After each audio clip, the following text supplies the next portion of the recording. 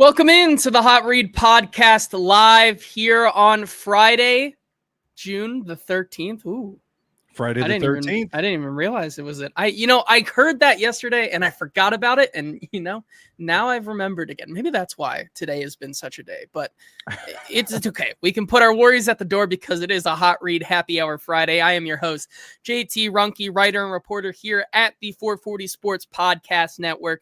You can follow me on all of your socials at JT_Ruhnke. Joined once again here on the Hot Read Podcast to recap everything Titans minicamp related is none other than my co-host, Stoney Keeley, editor-in-chief of the Sobros Network, one half of Football and Other F Words, and co-writer over at Stacking the Inbox. Stoney, how are you, my friend? And can I just say it's been such a week for Titans content, both the content on the field and the content off the field. So much has happened this week. So much of it because of you and I here on the Hot Read Podcast. How are you doing? I'm pretty good. I'm kind of, it's odd to see that you're the one that's stressed out and running hot today, because that's usually my role. I usually have too much on my plate. And today I'm just, I'm just kind of getting through, and this has been my on-call week at the dreaded shitty day job. So now that the week is over, I don't have to answer phones anymore. I'm in a great mood. I'm feeling fantastic. I'm ready to talk about the Titans, and we got a little Gen Friday action going on too. I love it. We get to wave at the haters and talk Titans for the rest of this hour and change. Good to see all of you guys joining us as well. Eddie, Jacob, Coach Wills, Paul, in the chat here. Good to see you all. We'll get to your comments and so much more here in a second. If you want to join the conversation, if you're over on Twitter or Facebook and want to join the fine, lovely people that are in the comment section, do us a favor and head on over to the 440 Sports YouTube channel, where you can join all of them, where Jacob Sane says, Stoney, give us a cat update. I'm assuming the cat as well. I saw you two hanging out earlier today on the Twitterverse. Yeah, she has no boundaries. She just walks up and sits on my face as I'm lying in bed. We've integrated her with Bucky, and they're doing okay. Bucky's 5 years old. He's kind of over all the kitten stuff, and she just won't leave him alone. So like he's a 17-pound cat. So he just reaches up with his paw and just pushes her down. So I'm like, you got to learn boundaries, Pepper. But other than that, to even get to this point with her has been awesome, because it was a pretty stressful weekend, and we seem to have gotten her back to a pretty decent spot health-wise. So all's well. And that is awesome to hear. Hey, you know what else is awesome? Our presenting sponsor, ML Rose Craft Beer and Burgers, locations all across the greater Nashville area. Your one-stop shop for all of your beer, food, and hang needs. More on them later. Also sponsored by Sinkers Beverages. More on them later as well. All right, we can get into everything that happened at Titans mandatory minicamp this week.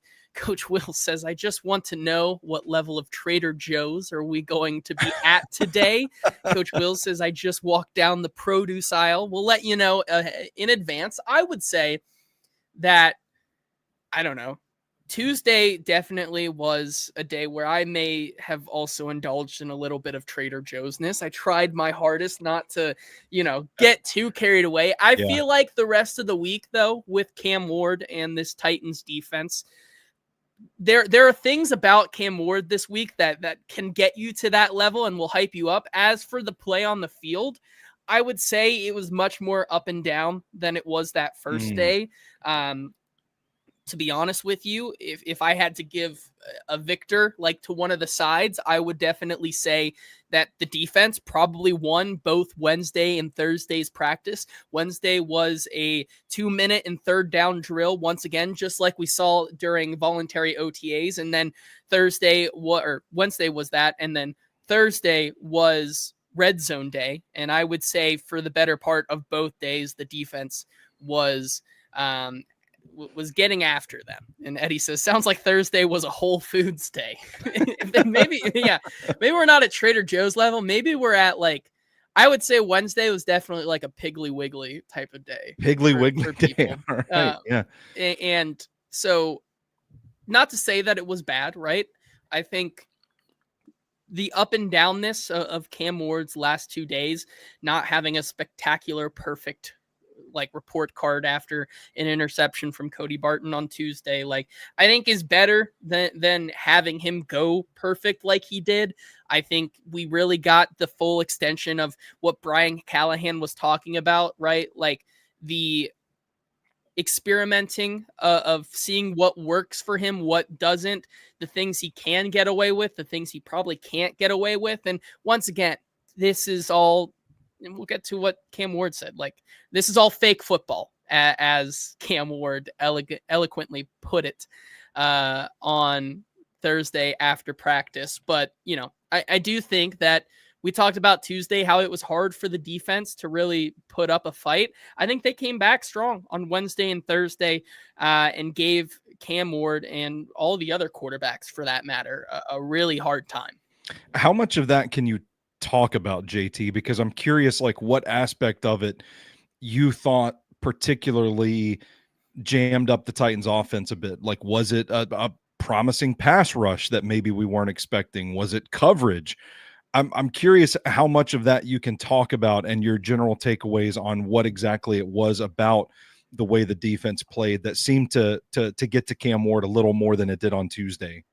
I think the difference was on those days, the 2-minute drill, the third down, the red zone. What do they all have in common? It's the unique blitz packages that Denard Wilson was able to scheme up, right? And not to say like it was all defense. Like there were still times where Denard was very angry on the sidelines because they did not stop this offense. But like, yeah, I think when you talk about what really had the Titans offense struggling on those days, and it's hard once again without pads, but sure. I mean, on Wednesday specifically, I can remember at least like 3 or 4 batted balls at the line because the defensive front just like gets after the offensive line, kind of has their way with them. And once again, it's hard with no pads, right? It is really hard. And so like, that's a grain of salt. Once again, like we talked about with the corners and the wide receivers on Tuesday, like it's hard for them to do. I think it's just as hard for the offensive line to like do what they're supposed to when we don't have pads on and when we're not going full speed. Like you're not trying to hurt the other guy when the defensive line, like all they know is hurt, you know, like those type of things. So I would say that was a big factor in it. I think certainly on Thursday's practice, Cam looked the most uncomfortable he has looked in the pocket that we've seen so far. Like they were sending a lot at him. He had to do a lot on those red zone drills to get outside of the pocket and try to make plays with his legs, kind of extend the play, which ended up costing him with 2 interceptions on that day. And I know one of them he says wasn't real, but you know, it was a pretty bad, like it was probably the worst pass I've seen from Cam Ward yet already. But and then the other one, once again, just trying to fit it when he extends the play and trying to fit it into too tight of a hole. And Jamari Harris with the UDFA, or not Jamari Harris, the Davion Ross comes up with the interception there. So it all mixes in, and I think it all does count in some form or fashion, but it definitely was the extensive blitzes that these quarterbacks were seeing that really got to him. Now, does that mean that this pass rush is new and improved and Draymond Jones is going to factor in a lot better than Harold Landry did, or this is going to work a lot better? Not necessarily. I think that is yet to be seen. Once again, like, I think over the last 2 off seasons, we were fooled a bunch by like, they looked good without pads on, or, you know, Arden Key had 8 sacks in a day, you know, like I still want to reserve the final thoughts on that until we get the pads on. So how did this week impact your perception of where Cam Ward is at in the process? I would say, I don't know if I have like a number or like where I want to say he is. I would say that through the up and down, I was still very much impressed throughout the entire week. And maybe it's not because he was making the wow throws, but it's more so what impressed me, the confidence that the kid has every single play, no matter what happens, the calm, cool, collective type of nature that he comes back to the huddle with, I think is what makes him so impressive, that it's kind of just like one play is in one ear out the other every time, starting clean every single play. Like, this is a guy who I think, still has a lot to work on. There were a lot of, as he even said, like, I shouldn't have thrown that ball over shoulder. I should have sidearmed it, and maybe he would have had more success. And that's something he knows that he can fix right away afterwards, those types of things. Right. I do think that we're in a better place with Cam right now, and we'll continue to be in a better place because I think he just has the right makeup, between the ears.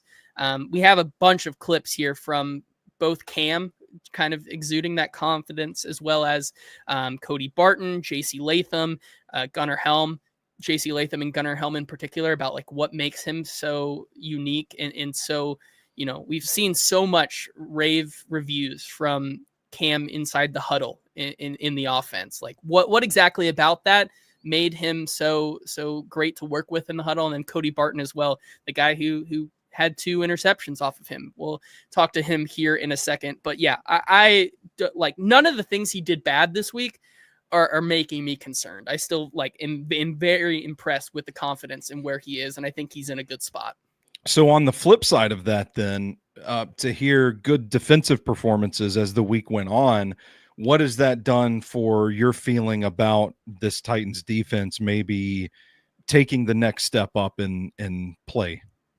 I would say that I have come away. I know when we were doing the free agency and we were very concerned with this linebacker position, specifically the signing of Cody Barton.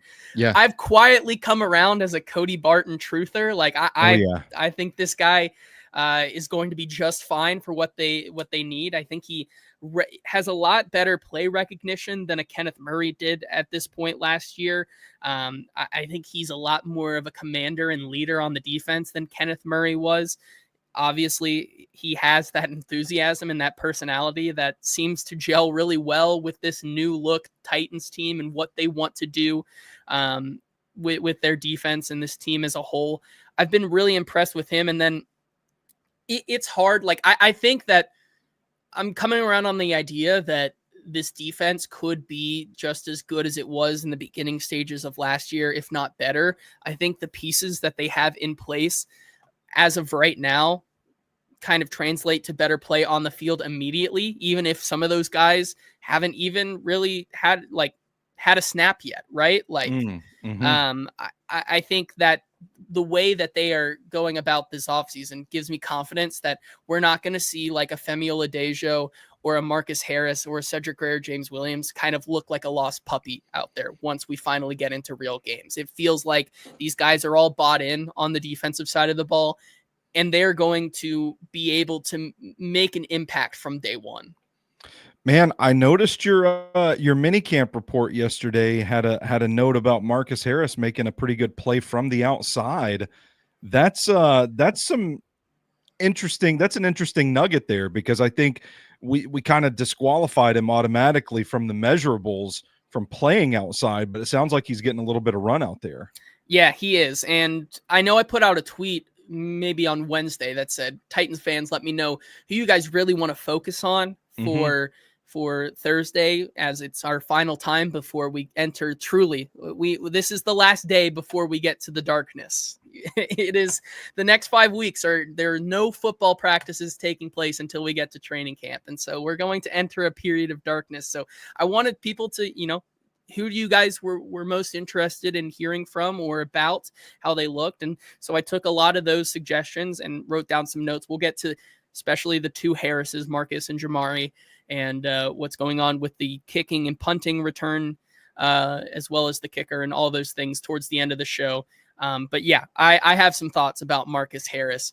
Let's before we move on from Cam Ward here, let's talk about, first of all, let's hear from his teammates, JC Latham and Gunnar Helm, about what specifically makes Cam Ward, I don't want to say special, but stand out as a rookie in the huddle so far. Here's what JC and Gunnar Helm both had to say, with Cam, or with JC saying a little anecdote about Cam that I think we've come to see over the last 2 days is just absolutely crazy. I mean, I think he holds himself to a leadership accountability. He'll admit when he's wrong, and he'll take accountability, even if, it's not 100% on him.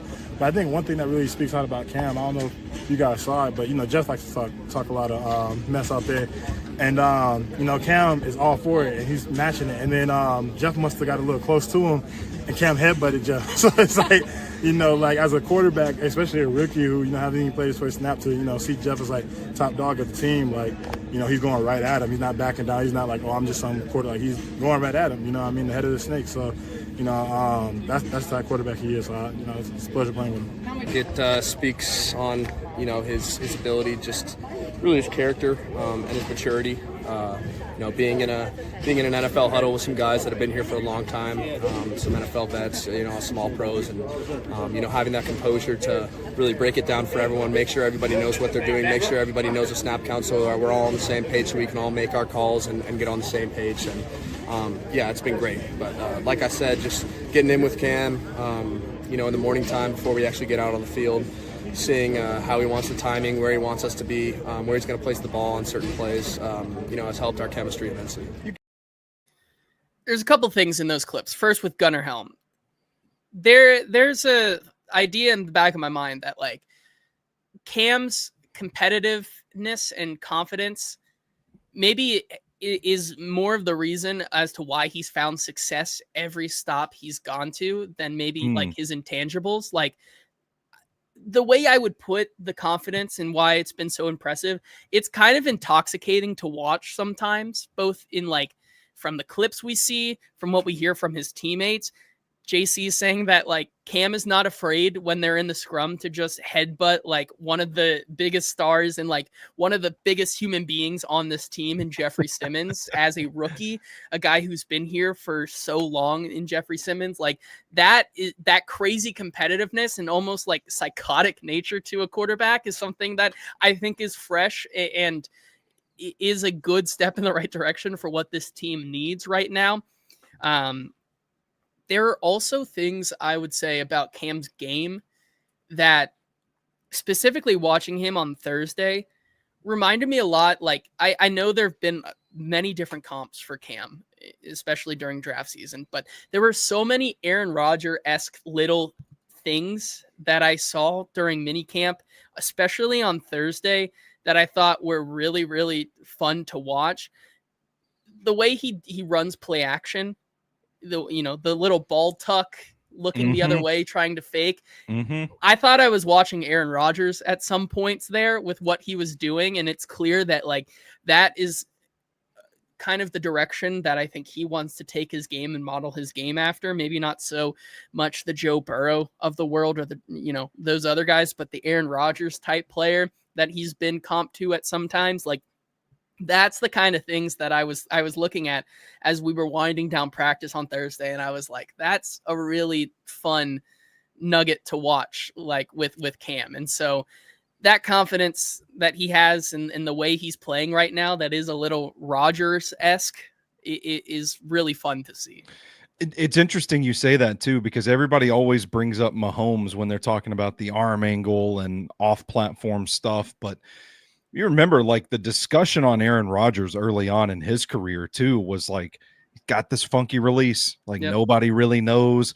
It's not the altered arm angle or anything like that, but the release, the footwork, something about it's just unorthodox, but it works for Aaron Rodgers. So we just let him do it. Why tinker with it when you get those kind of results? And I think we've heard Brian Callahan say similar things throughout the offseason. It's we don't want to just reinvent the wheel here. If it works for him, we want to work with it. And so to see that parallel coming out in practice, I think it's pretty interesting. I think that's a good observation, JT. Yeah, and Eddie says, TJ not helping the Trader Joe's talk with the Rodgers comp. Is it going to work? No, it's just these and I'm not saying the arm or the playmaking of it's just the little tiny things that I think he's doing with his game right now that help complement what Cam is going to be really interesting to watch throughout training camp. Here's on the opposite side of the ball here, Cody Barton, who picked him off twice and was very ecstatic about it. I forget who asked this question. I think it was one of the news station people. But they offered up their question as like, you got your hand on a couple balls, and Cody made sure to say, no, I didn't just get my hand on a couple of balls. I had 2 picks this week. And his thoughts on Cam Ward so far in the offseason program. Cam's awesome. Cam's awesome. Great player, and as a rookie to come in and, lead and command the way he has and take control of this offense, it's impressive to see. Just, you guys all seen his ability. He can make every throw.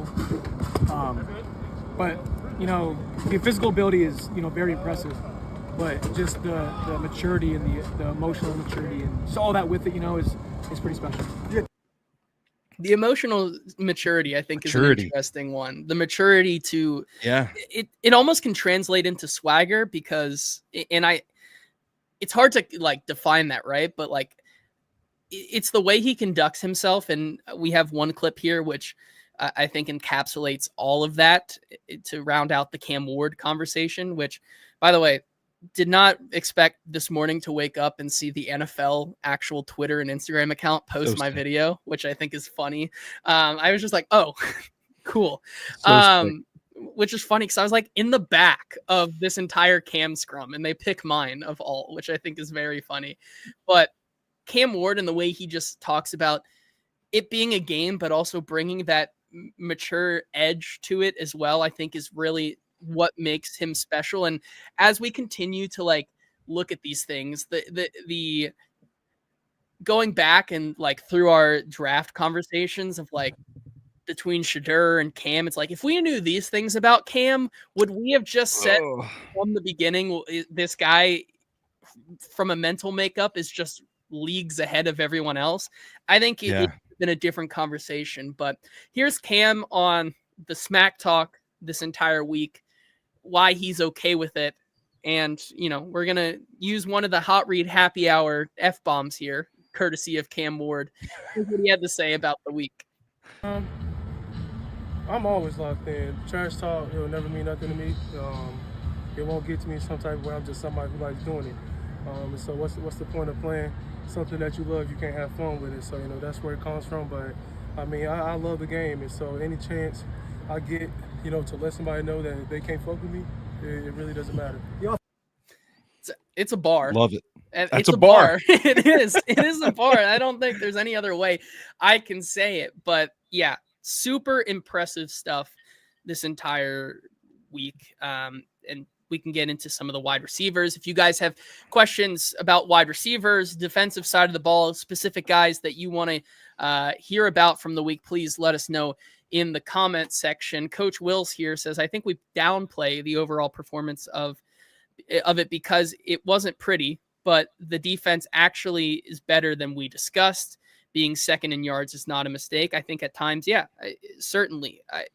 You can see where the train kind of went off the tracks because of injuries last year, but that group, especially with Quandre Diggs in the mix, with Jack Gibbons in the mix, like they were a strong run defense group, and you saw those guys kind of go by the wayside, and you see it kind of just all unfurl. That I think that's what they're trying to avoid this year with this young depth, right? Guys who are dependable, but also kind of developing them all at the same time, which I don't think, like last year, we talk about it being kind of a mismatch of bits and pieces, the way they approach their offseason, right? Yeah. I think it's harder for them to gel than this kind of group. And I think it has to do with a lot of the young guys that are now in the room versus guys who have been here for, even the back end guys who have been here for 3 to 4 to 5 years. Yeah, and I think to that point, JT, they also, not just the injuries, but they also traded away Ernest Jones IV, who was actually playing, I think, pretty good football, at least as a run defender, playing pretty well when they traded him. So you see those pieces kind of fall by the wayside, whether it's injury, whether it's being traded, and eventually, it takes its toll. And I still look at some of the game plans that the Titans had on defense against some of the more mobile quarterbacks. Like, that's got to change. That's got to get better. But as far as like what we're seeing this week, I think it is encouraging. I had kind of thought the same thing, is like, it feels like a new foundation instead of just a patchwork of free agents to try and make this thing work. And I think the quicker that this unit can gel as a unit, I think the more beneficial it is for this team. And man, I don't know, just getting guys with a focal point on health and staying healthy, like Xavier Woods rarely missed a game. I don't have the numbers off the top of my head, but he's a guy that is a stable force at the safety position.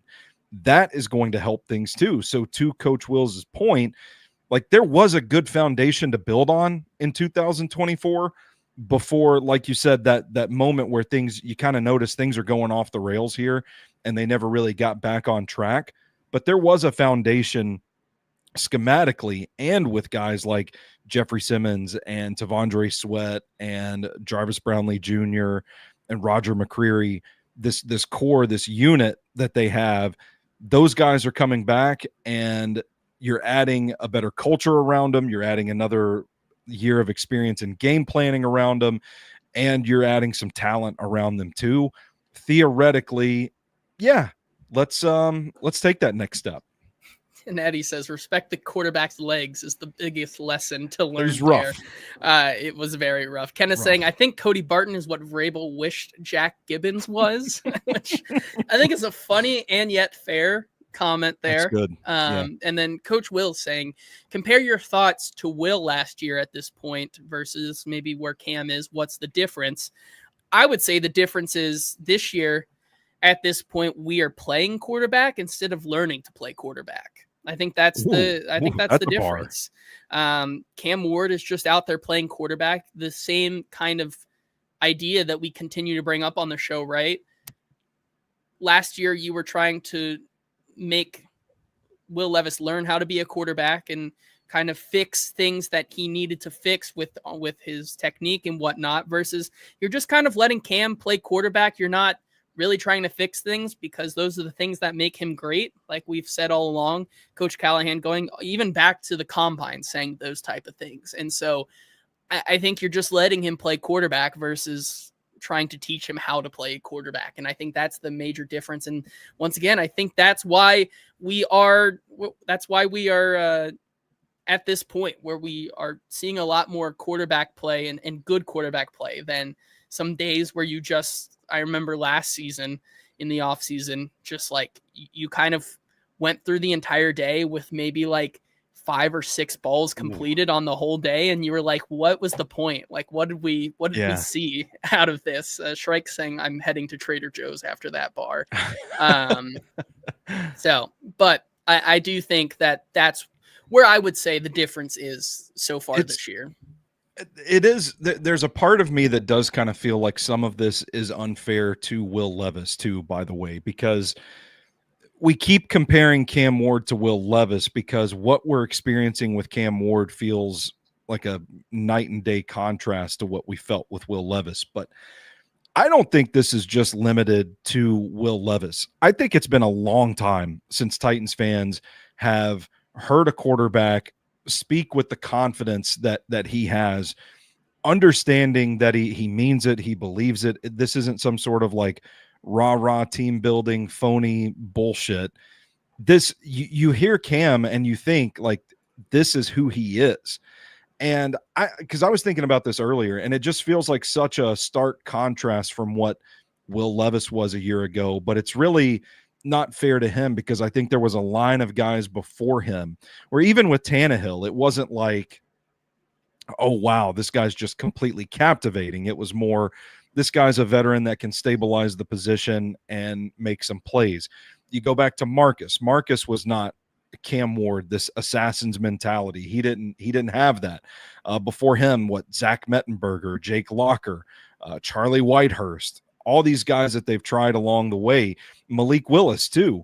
Like, it's been so long since Titans fans have heard a quarterback confidently speak like this, if they ever have. I mean, I don't know. I was in junior high and high school when Steve McNair was playing. I don't exactly remember his media scrums and how he talked in the press conferences, but it's been such a long time that we've heard this that it does almost kind of feel like there is this sort of, I don't know, like added edge to it where it is like, oh my God, this is, man, Will Levis sucked so bad.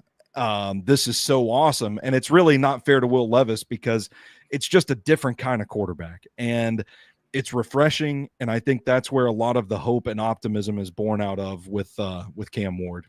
Yeah, I absolutely agree. Team Ramrod said each name you list hit like a gun. Yeah, Vince Coach Young Will too. saying Coach Wills Vince brings was never up. really comfortable being the guy. Kenneth saying there is an entire generation of Titans fans without the promise of a true franchise quarterback. Well, yeah, we'll see if it ends up translating to results on the field, but I think there is that confidence is definitely unique.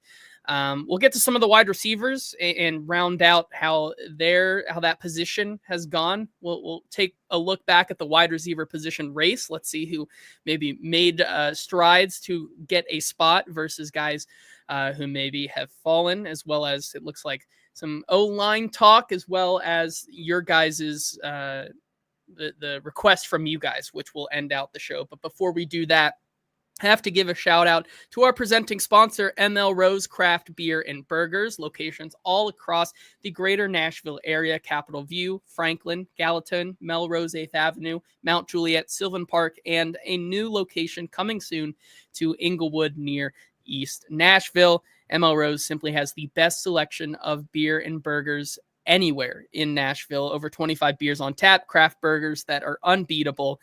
It's perfect whether you're going out to watch the NBA Finals, watching Stanley Cup Finals, watching baseball, hanging out with your friends, going for a trivia night, date spot before a Nashville SC game. All of these different reasons why ML Rose is the best spot to do all those things, from all of their appetizers like the fried pickles and peppers, Nashville hot cheese curds, all the way through all of their craft burgers and sandwiches. There's sure to be something that fits your needs and your likings. They're also rolling out, I think I finally got a number. I think it's 14 new menu items or offerings. It's going to be exciting summer. It's the summer of ML Rose. Hopefully one of those is the Borgonzi burger. We're still holding out hope, but we appreciate ML Rose being our presenting sponsor. Maybe going to get some ML Rose tonight. I don't know. I haven't decided for dinner. It might be an ML Rose type of night. So we appreciate them sponsoring the show. Sinkers Beverages as well, a 4-time Best of Nashville Liquor Store of the Year for good reason. They have the best selection of beer, wine, and spirits in the city. When you go over there and you shop with Sinkers, got to sign up for their in-crowd to receive special benefits, allocations, and tastings that you can only know about when you sign up for the in crowd. If you can't make it over there, no worries. They have you covered. Simply search Sinkers on Uber Eats and they deliver the booze to you. They drive so you can drink responsibly on this Hot Read Happy Hour Friday. Thank you to them for sponsoring the show as well. Okay. Let's see. We have Eddie here in the comments who will start with the wide receiver talk. Eddie saying, did Bryce Oliver retake that wide receiver 7 spot? Or rather wide receiver 6 spot?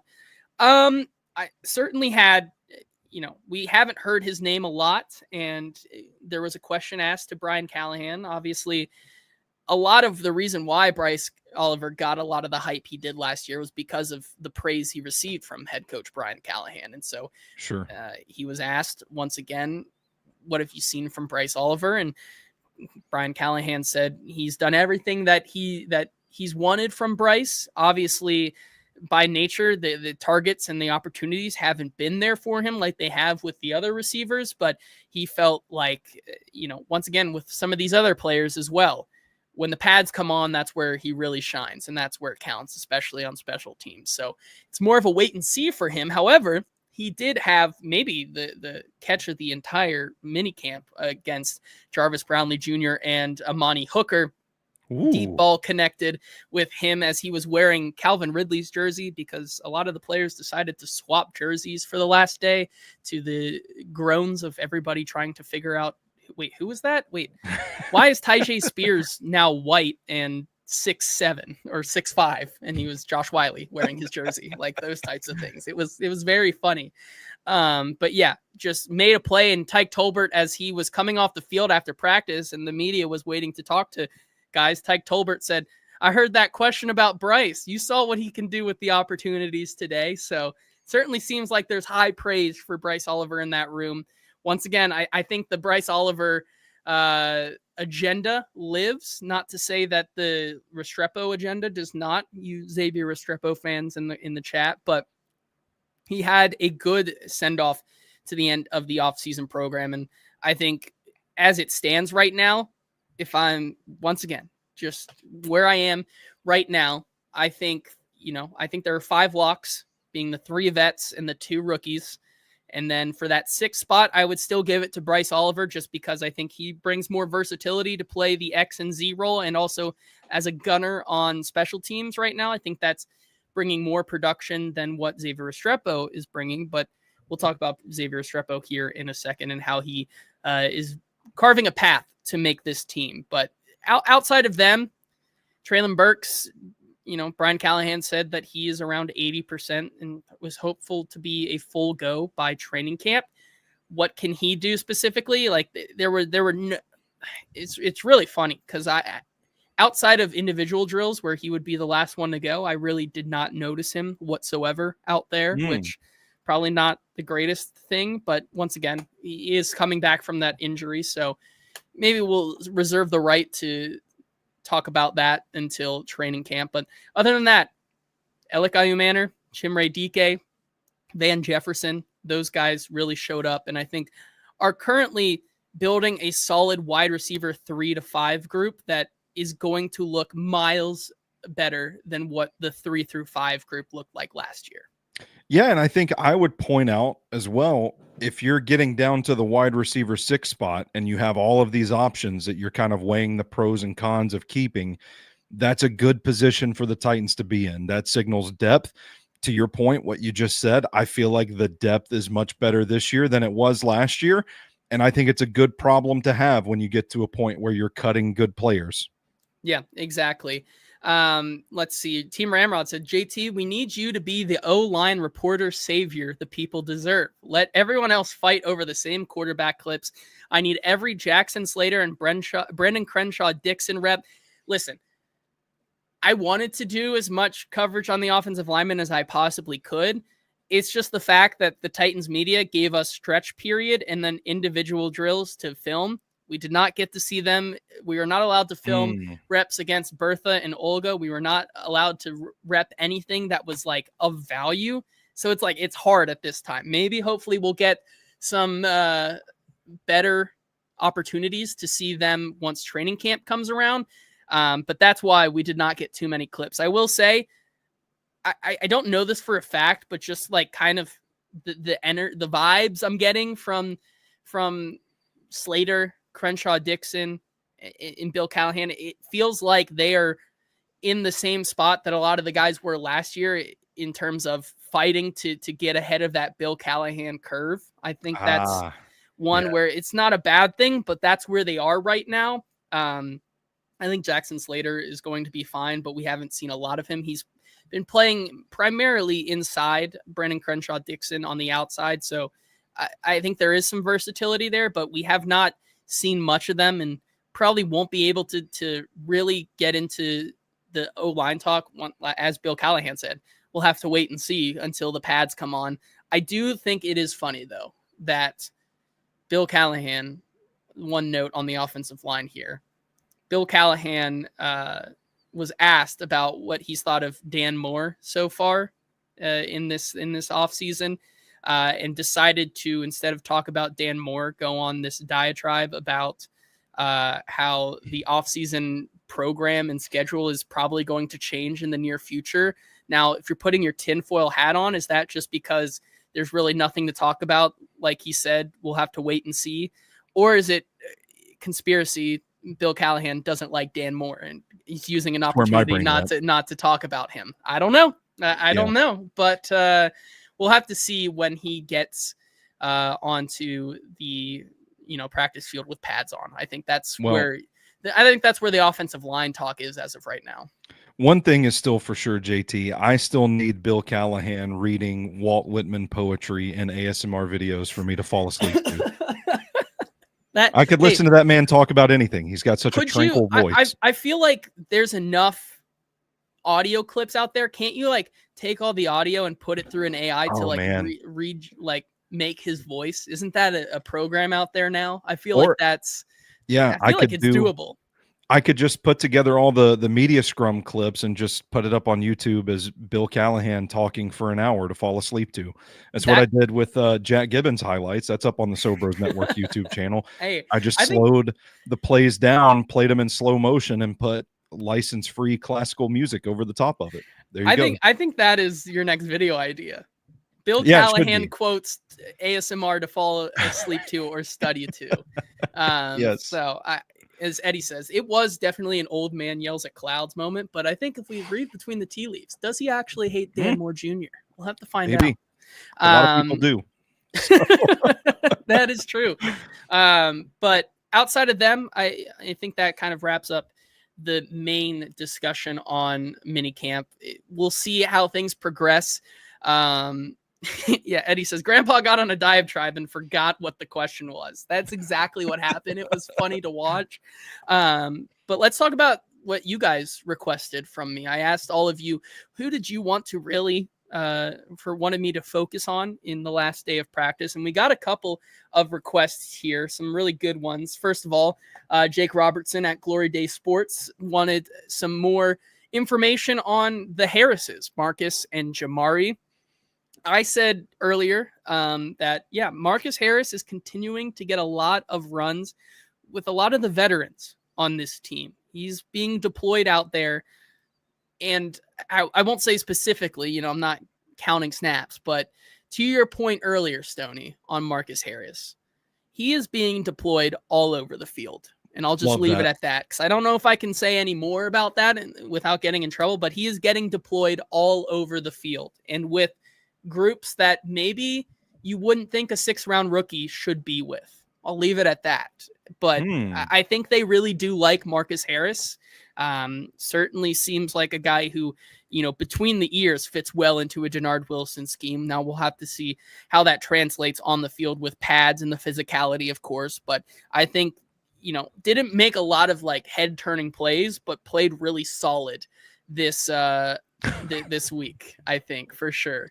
Yeah, sorry. Jake Robertson. Yeah, sorry. He's playing defensive tackle for this team now. So deployed all over the field as defensive tackle. He's also taking some kicks and things like that. So yeah. Jamari Harris, though, the one play, he made a great pass breakup on one that was intended for James Prochet. It was one of those where Cam rolls out, tries to sidearm it, and Jamari Harris makes a really good play. Did not see a lot of him out there, to be honest, but like out of the UDFAs, like Marcus Harris and then the UDFAs, I would say the two Harrises are in the driver's seat. Davian Ross made an interception that was nice. I would have expected maybe a little bit more from guys like Jalen Kimber out there, but haven't seen a lot of him. Gabe Judy Lally as well. Didn't see a lot from him. About him. And then Clarence Lewis is just a name to me, to be honest. Like Clarence Lewis is out there. So I was curious. I wanted to ask you about Jalen Kimber, if you can talk about him, because I've seen a bunch of tweets that mention like guys making plays and he's on the field. And I don't remember the exact tweet, but I remember thinking like, Jalen Kimber's on the field when like the starters are like, are they high on him, or is this just a I wouldn't say door? I think it's a lot more. It's different than Marcus Harris. I would say I think there is still a lot of mixing and matching with a lot of these guys. But it's different with Marcus Harris is what I can really say out there. It's more consistent with Marcus Harris, I should say.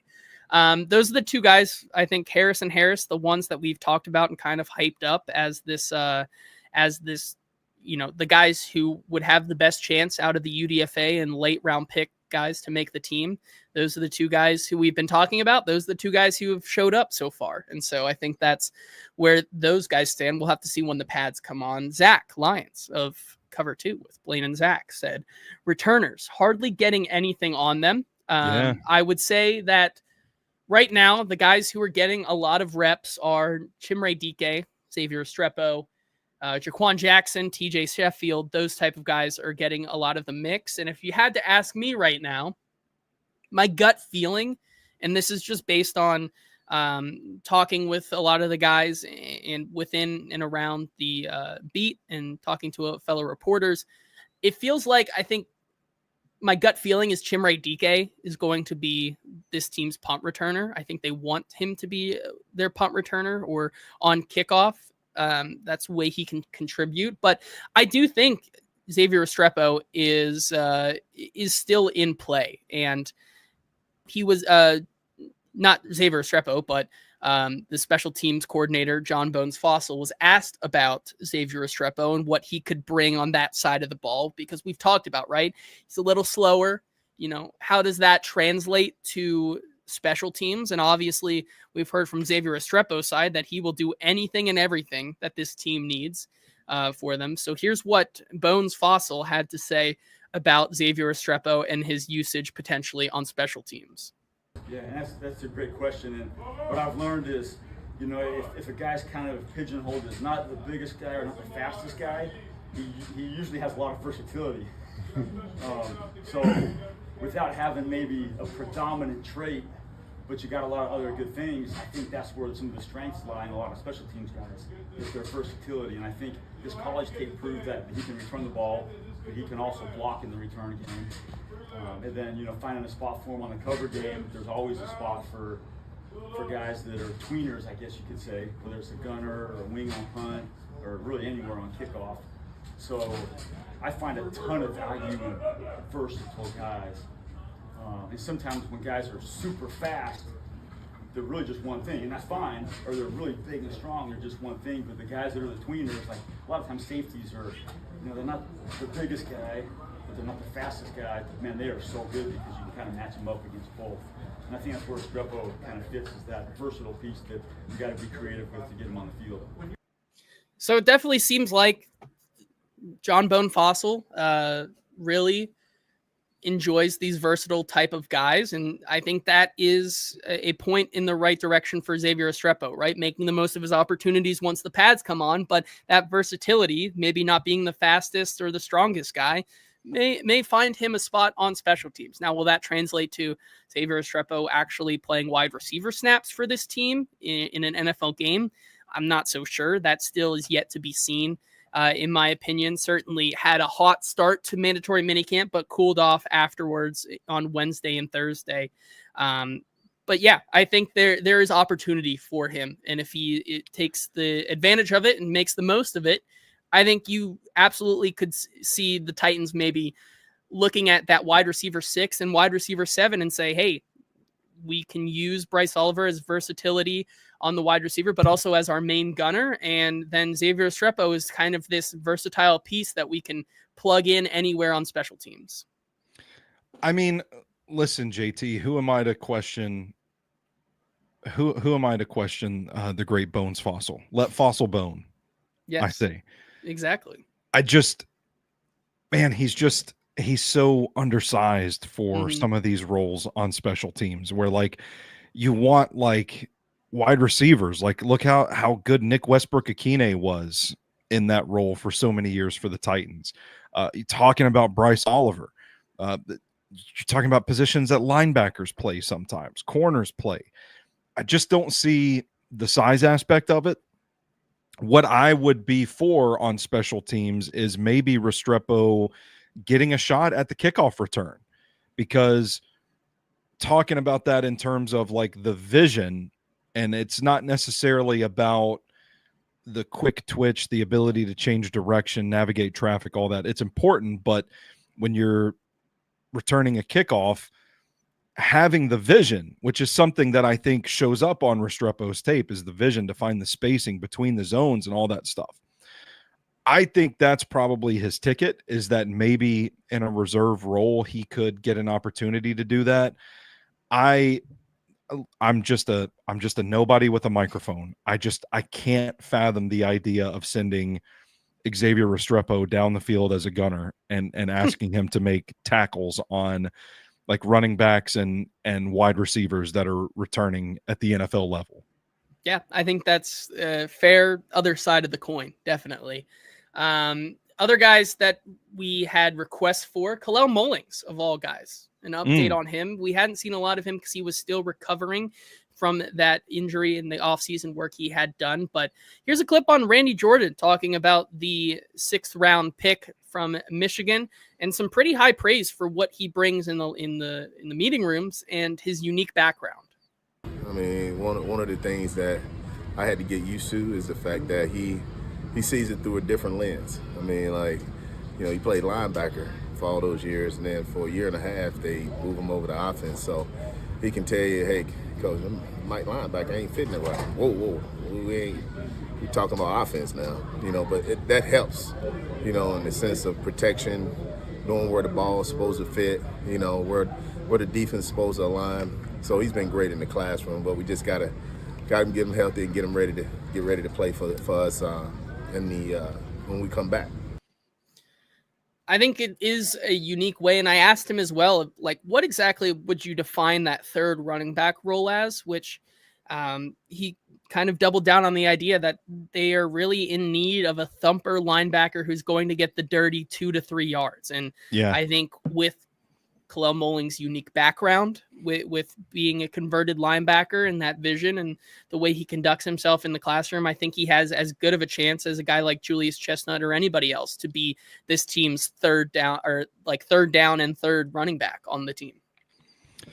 yeah. I mean, I think the athleticism, the testing, it all lines up. I mean, to me, as soon as this drafting occurred, I thought, count your days, Julius Chestnut, because they do similar things, but Kalel Mollings, I think he's just a hammer, man. And I mean, the source of the joke, Friday night, that beer hit my hands like Kalel Mollings, that exists for a reason.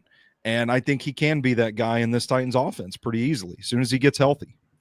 Yeah, so we'll have to see him in training camp as he battles for that third running back spot. And then finally, of all places, people wanted to know how's the kicker going, Joey Sly. Okay. With and that was Xander Mercury saying we've heard almost nothing. All I can say is that, yeah, he's been the kicker until they like add somebody else or cut him. Like it's going to be Joey Sly. Now, I will say, like, he can hit from distance. We talked to Bones Fossil about, you know, Joey Sly having that power to hit 60-ish yard field goals, which he really enjoys from his time in Dallas with Brendan Aubrey, Greg Zuerlein, Janikowski, those type of guys who he's worked with before, right? So, like, it seems like he does fit what Fossil wants to do with special teams. He hasn't, you know, been perfect by any means, but, like, he is the kicker, and he's going to be the kicker until he's not. Like, who knows? Like, maybe in training camp, like, things will go poorly for him and we'll see a new kicker. I know Nick Folk's out there, but I don't foresee him wanting to come back for a part 3 on the Tennessee Titans train here with everything that he's had to go through. Maybe looking to be a mid-season addition for a team in need of a kicker that has playoff aspirations. But I think Joey Sly is, as of right now, he's in the driver's seat because there is nobody else in the car, let's say. Okay. Yeah. So I think that's the best way to say it. I hope he's driving if he's the only one in the car. Well, I'm certainly not breaking down kicker tape, JT. Yeah, so no. I can't weigh in on the Joey Sly eval. Yeah, and Team Ramrod says it's not too late to trade for Willie Lampkin and make him the third down back. So, hey, I'm here for that, Team Ramrod. I am here for that. Yeah, and Derek says, "What are we doing?" Which means I think we've run out of things to talk about mandatory minicamp. That's our cue. And I think that's where we'll call it today. I'm not saying I wanted to talk about kickers. We got multiple people asking how are the kickers, and there's nothing else I can say but fine. Like there's no competition this year, so gotta not give much the people what they want.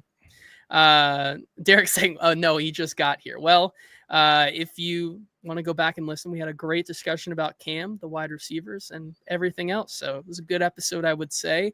In the last episode, where we have fresh new content to talk about before we enter the 5 weeks of darkness. What we will do, I'm not sure. I think we'll probably have a couple of Team Ramrod saying Derek was walking the streets looking for Zach Lyons with a club. which I think is a fair excuse not to be here Yeah. for an episode of the Hot Read Podcast. I do think we'll have some guests on in the next couple of weeks talking about Cam, some quarterback coach talk, as well as some other outside perspectives that we haven't heard yet. So Eddie's saying, what's Tajay up to? As much as Tony is, it's hard to really gauge running backs when there's no pads and you're not going full speed, but he looks great. And there's been really good high praise for him, I would say. And so other than that, I think that's going to do it for us today. Team Ramrod saying, great job covering all the offseason, boys. We appreciate you guys being here with us to cover the offseason. We do this not because we want to sit here, but because we like to sit here and talk Titans with you and really want to have you guys in on the conversation. And so we've been really, I think, thankful and grateful that you guys have stuck around throughout the entire offseason. And we'll see what we'll be here making content for the rest of the foreseeable future until we get back to training camp, and stick with us, because I'm sure we'll get into some more, we'll get into some more stoogery and things like that along the way. But that's going to do it for today's episode. Thank you to ML Rose and Sinkers Beverages for sponsoring the show. And until next week, this has been the Hot Read Podcast. We'll talk to you then.